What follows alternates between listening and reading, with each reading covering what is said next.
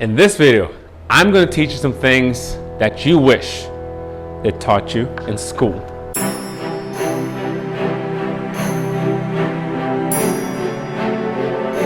And this video is dedicated to some of my AP government students.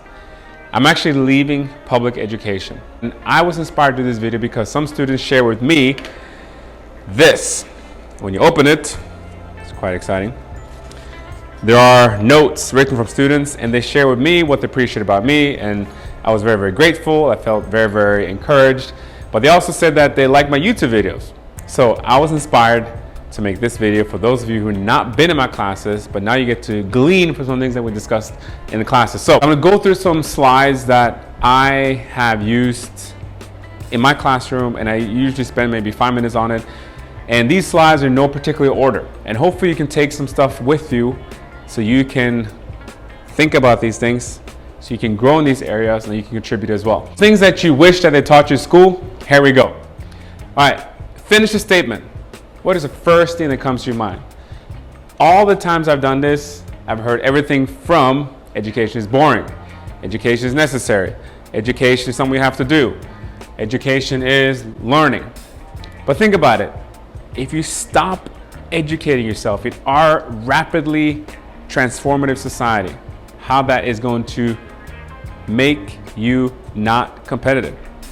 Education is a privilege. Education is something that should be treasured and valued. We're always learning something, and there's always something to learn. And if you don't like math, if you don't like history, if you don't like government, if you don't like social studies, psychology, whatever, there's going to be something that you are interested in. There's something out there for everybody, and education is, you can finish the statement, hopefully can be something that you actually will learn to treasure and to value and to go after. All right, from NLP, I've done this as well. A lot of times I have this in front of the classroom, and where focus goes, energy flows. What are you focusing on today? I tell the students that when you think of school, I hear this a lot. It's a place I have to be. It's a place that's boring. If you can tell yourself, okay, today I'm going to focus on all the things I appreciate about school. Maybe seeing your best friend. Maybe it's the fact that the school provides lunch. Maybe it's the fact that there's a class that you like. When you decide to focus on something that is positive, it's going to help you a lot. So you can ask yourself, what am I looking forward to today? And you can answer the question. Longer term, what am I looking forward to? Maybe it is graduating. Maybe it is pursuing that career. Maybe it is going after that job. Am I doing things that lead directly to my goal?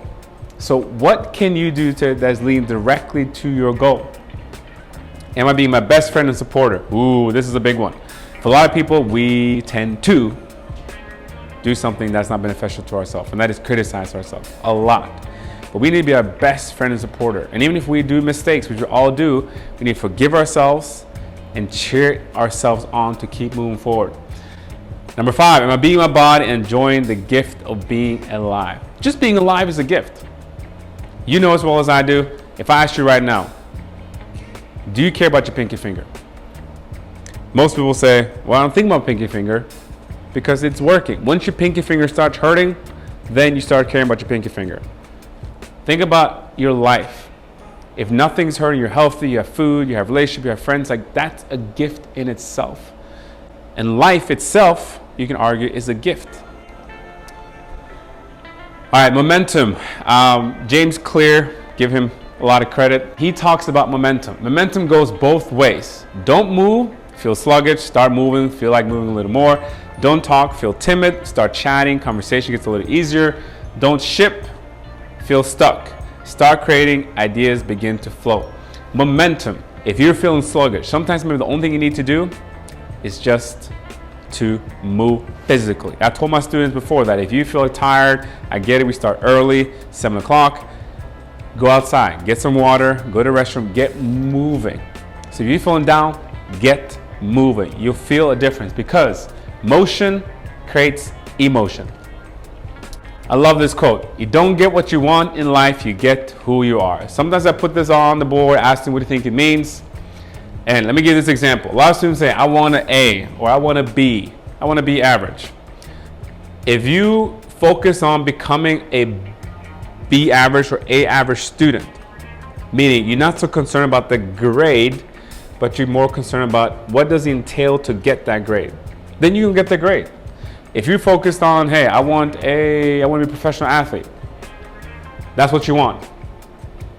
But you're not becoming a professional athlete in your daily life with the regimen that comes with the discipline, the nutrition, the working out, the hard work, dedication.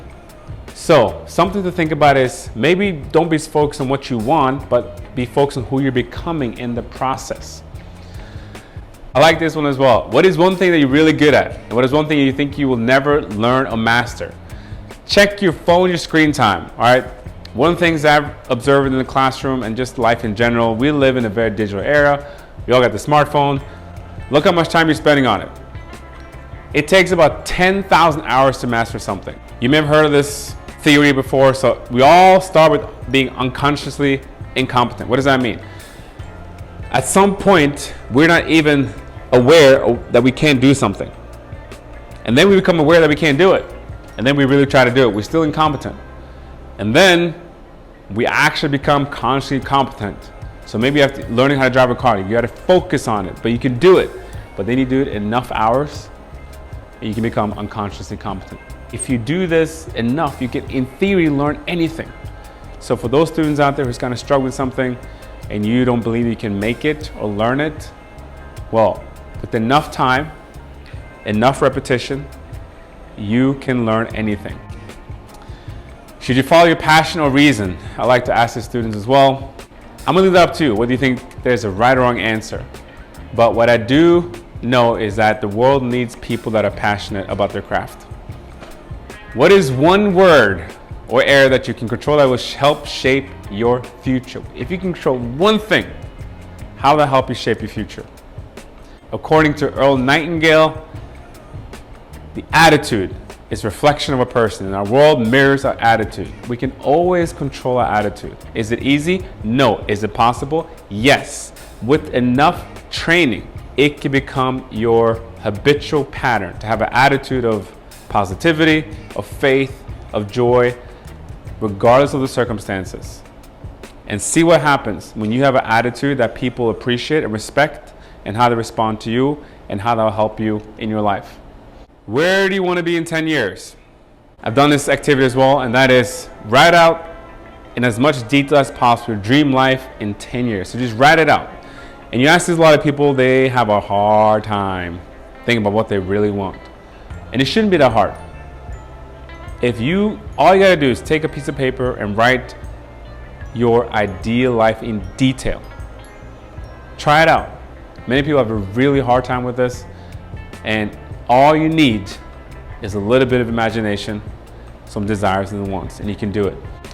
Some facts to consider when it comes to gratitude. We have so many thoughts per day. People think you have, or scientists rather, 60,000 thoughts per day. The way you think impacts your life. Our thoughts are connected to our lives and they drive our behavior. If you think about what we think, it all starts up here, and it shapes what we do. It influences our behavior. So it's really important to be aware of your thoughts. Your personality creates your individual reality. Your personality is shaped by your thoughts and emotion.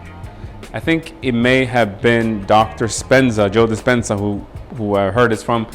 But when you think about your thoughts, you have your thoughts, and then you say a person, they're in a certain mood, and they tend to have that mood.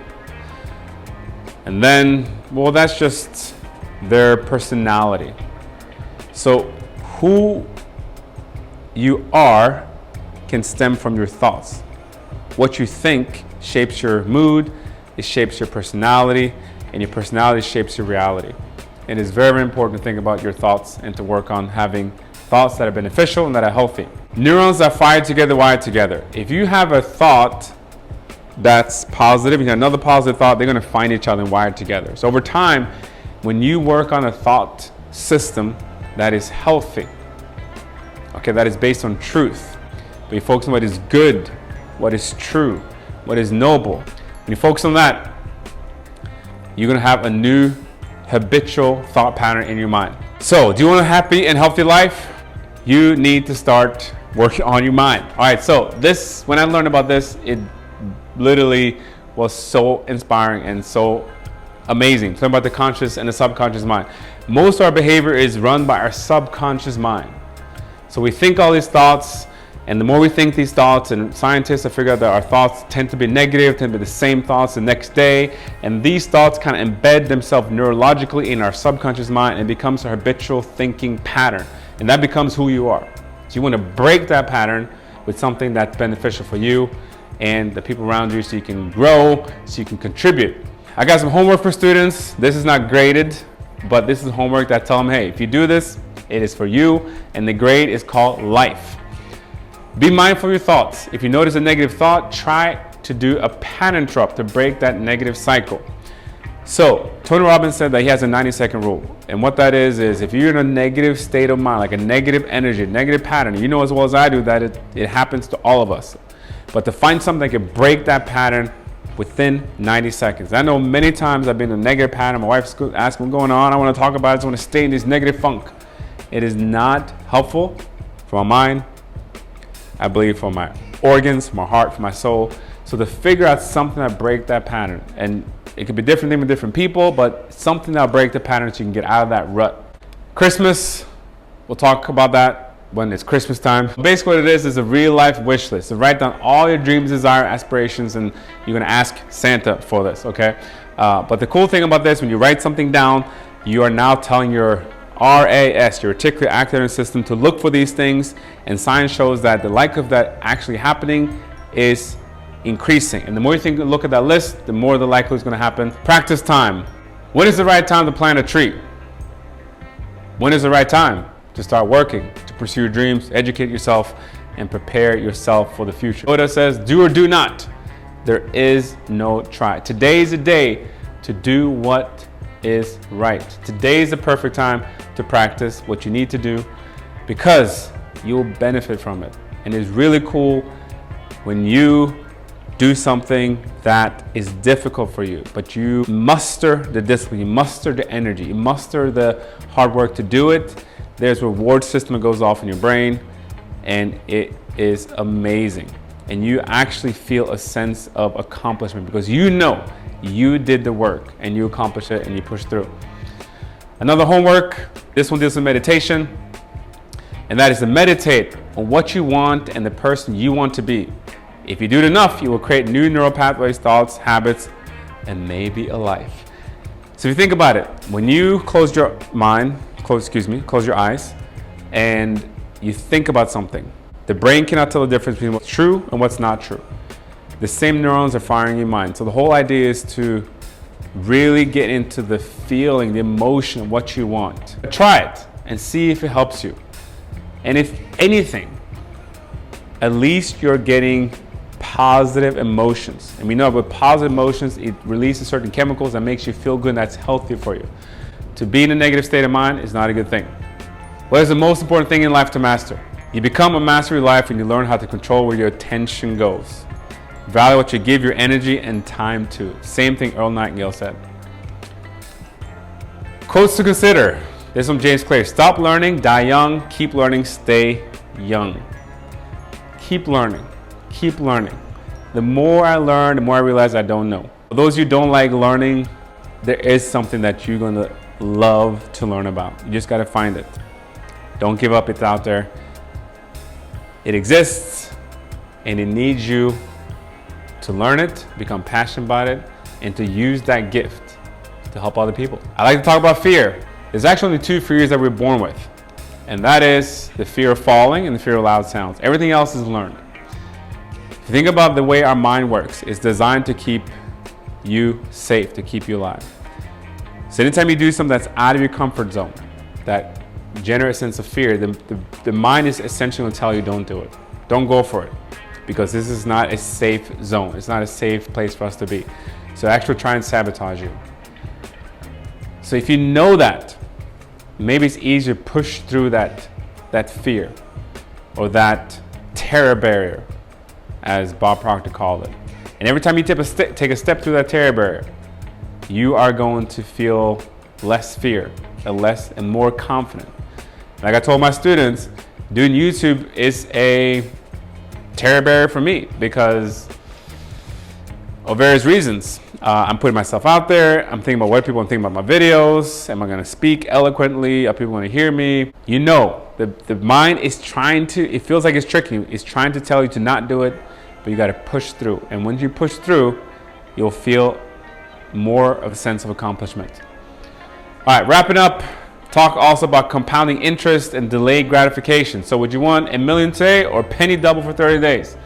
The penny double actually ends up being more money after 30 days. So this is compound interest. I tell my students, all right, you have to learn to have delayed gratification, because over time you will be so grateful when that compound interest is actually compounding in your life.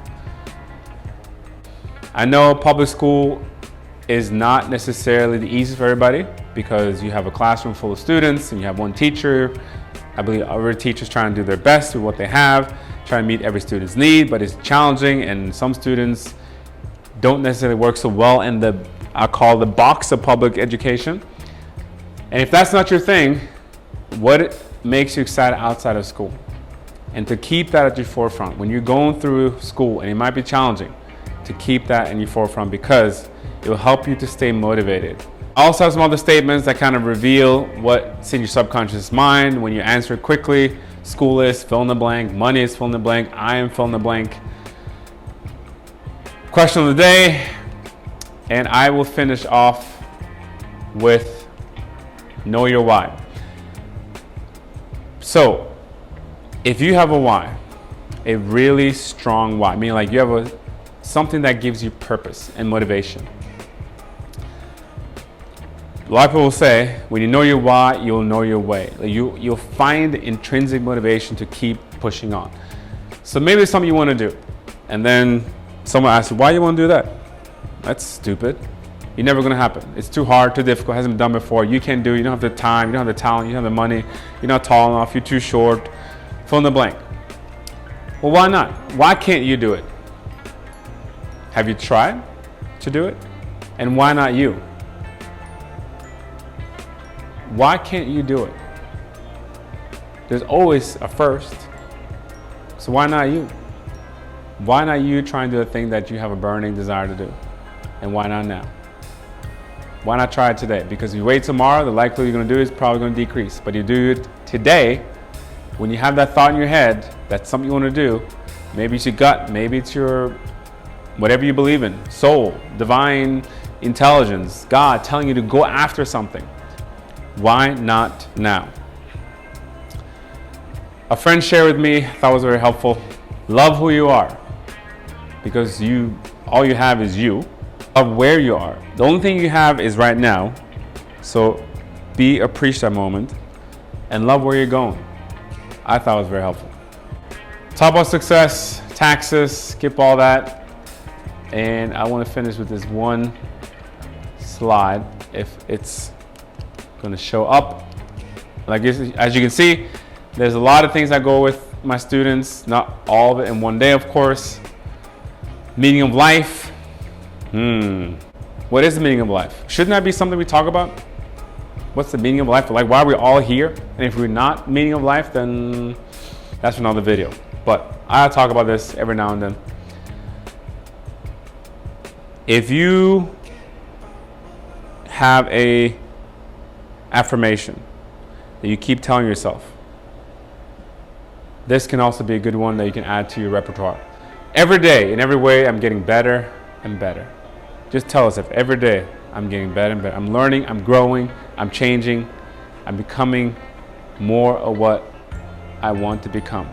The best version of myself. Every day, I'm getting better. Even if I don't feel it, if I don't see it, I'm going to keep believing it. So on that note, this was a kind of a quick walkthrough, but I just want to share these things for those of you who were in my classes, just as a dedication to you. And for those of you who were never in my classes, hopefully this was helpful. Hopefully there's some things that you were not taught in school, but that you were taught now and that you can use, you can think about. And as you think about it, as you grasp it, you'll see a growth in yourself as a person. And with that growth, I implore you, keep giving, keep contributing, keep believing.